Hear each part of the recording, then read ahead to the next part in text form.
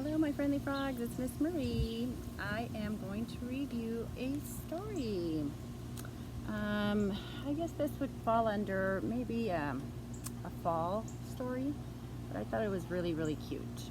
This is called How Rocket Learned to Read, and the author is Tad Hill. Actually got this book at Chick-fil-A. Alright, let's turn our camera. Sorry about the noise in the background. How Rocket Learned to Read.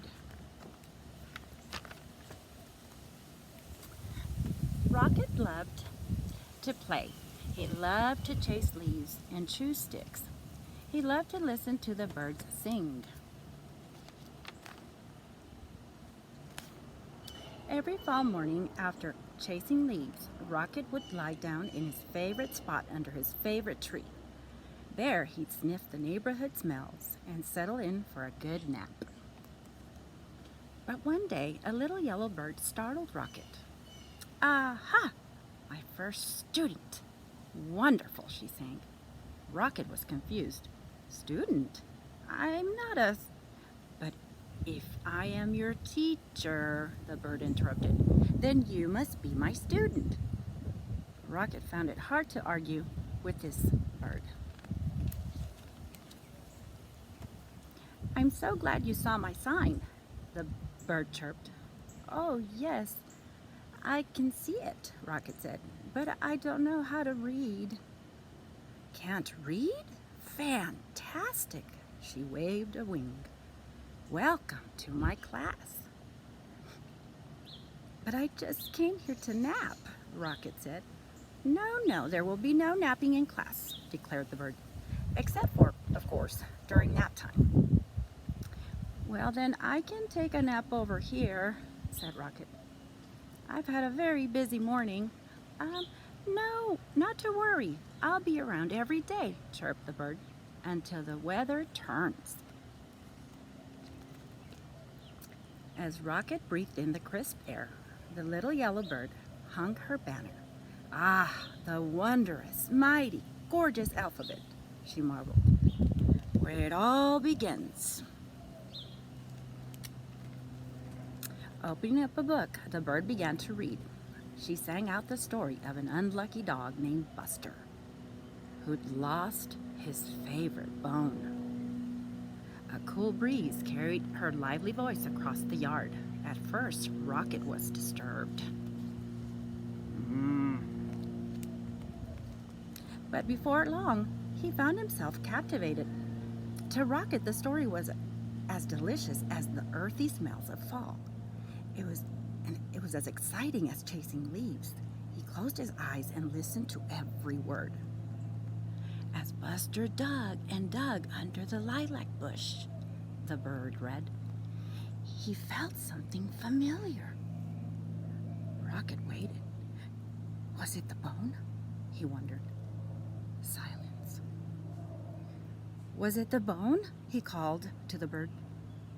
More silence. "Was it the bone?" Rocket hollered. Suddenly he was rushing to the tree. "Well, was it?" But the little yellow bird was gone. The next morning, Rocket arrived early. At last, the little yellow bird appeared. "Hello! How wonderful to see you in my class," she chirped. "I can tell by the way your waggy tail that you are well rested." "I'd like to hear the end of the story, please," said Rocket. "That seems like a fine way to start the day," chirped the bird. She gave Rocket a name tag and began to read. Every day, Rocket returned to the little yellow bird's classroom. In the morning, the bird taught him a new letter until he learned all of the wondrous, mighty, gorgeous alphabet. Together, they sang the sounds that each letter makes and spelled some sounds they heard around them. With a G and many R's, they spelled Mr. Barker's growl. Grrr, grrr. They spelled the sound of the wind, which was growing colder by the day. Soon they were spelling words like fall for the gusty time of year and red for the color of the leaves. And each afternoon the bird read a story.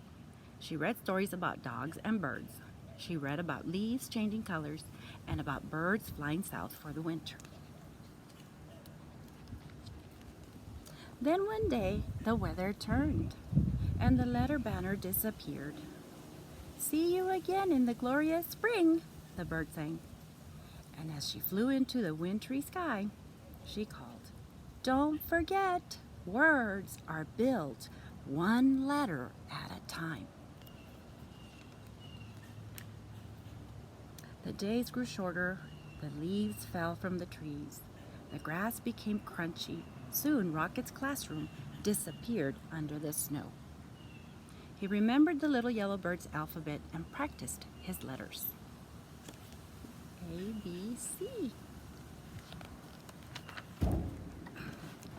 Rocket thought about the bird's sweet chirp while he sounded out words like dig, wind, cold. He met new friends and spelled their names. Hello, Emma, E-M-M-A. Hi there, Fred, F-R-E-D, Fred. He spelled everything. Sun, S-U-N, melt, M-E-L-T. When Rocket spelled mud, M-U-D, he knew that spring, as it always does, had returned. The breeze blew warmer, the grass grew greener, and a sign appeared. Class starts tomorrow. Early the next morning, Rocket rushed to his classroom. As he waited, he spelled WAG, W-A-G. Soon the little yellow bird arrived. "Aha, my star student," she sang. "How wonderful to see you. I can tell by your waggy tail that you are ready for class." Then together they began to read. They read stories about birds flying north in the spring. They read about picnics in the warm sun. And they read about Buster, the lucky dog who found his bone under the lilac bush. And when they were done, they read it again and again and again.